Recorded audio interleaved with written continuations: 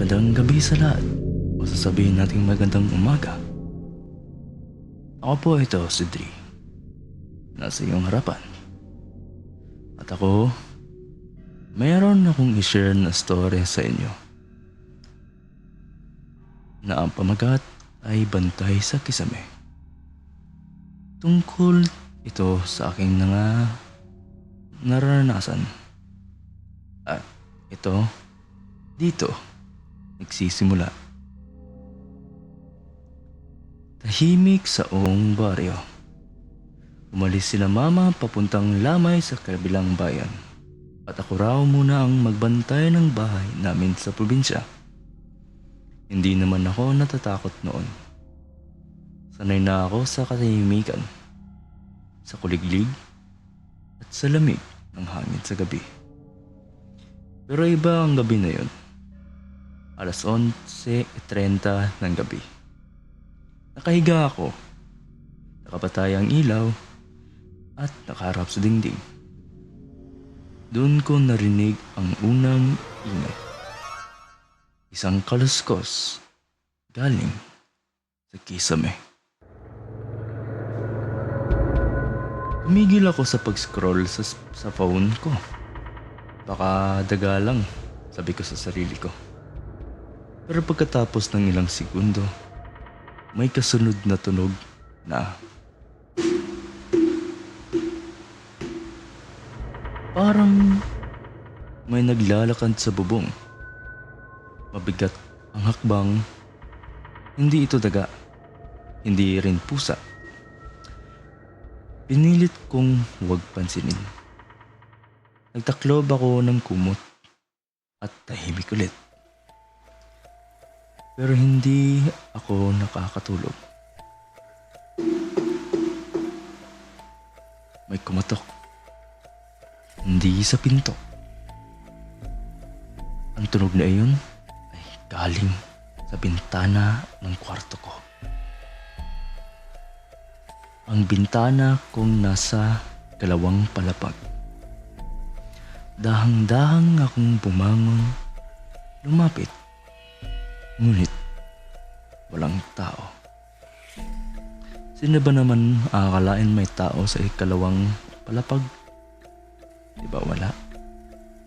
Pero sa salamin ng bintana, may bakal na gasgas, parang may mahaba at matalim na kuko na humagod pababa. Napaatras ako. Gusto kong sumigaw pero walang lumalabas sa bibig ko. Bumalik ako sa kama. Pinumot ko buong katawan ko. Habang nakapikit, pilit kong pinapakalma ang sarili ko. Hanggang sa may mararamdaman na akong malamig na hininga na may bata ko at may pumulong na. Buksan mo na ako. Nandito na ako.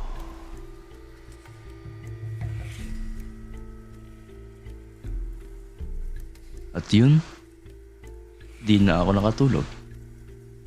Di ako nakatulog ng ilang gabi.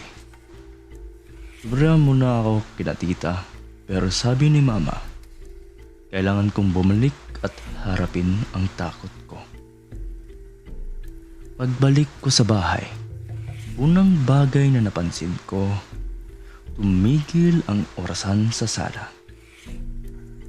Alas 11:33 ng gabi. Eksaktong oras ng katok sa bintana. Pinilit kong magpakatatag.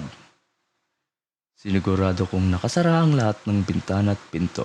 Tapos nahiga ako. Tahimik. Hanggang sa muli kong mararamdaman yung pakiramdam na may nakatingin. Tumagilid ako. At nung tumagilid ako, may anino sa gilid ng pinto. Hindi ko magalaw. Pero alam kong hindi ako nag-iisa. Dahan-dahan itong gumalaw papasok ng kwarto. Gusto kong tumakbo pero naninigas ang katawan ko. Pinikit ko mata ko. Dasal lang ang ginawa ko. Hanggang sa may humawak sa paa ko. Malamig. Matigas. Parang buto. At dun, hinila ako. Nahulog ako sa kama. Tumama ulo ko at dun nawalan ako ng malay. Paggising ko, umaga na.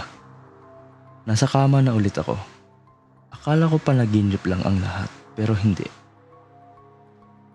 May nakatayo sa paanan ng kama. Isang babaeng nakaputi. Mahaba ang buhok at nakayuko. Unti-unting tumingala. Wala siyang mata pero nakangiti. At ang sabi niya, "Sabi ko sa'yo, huwag kang babalik."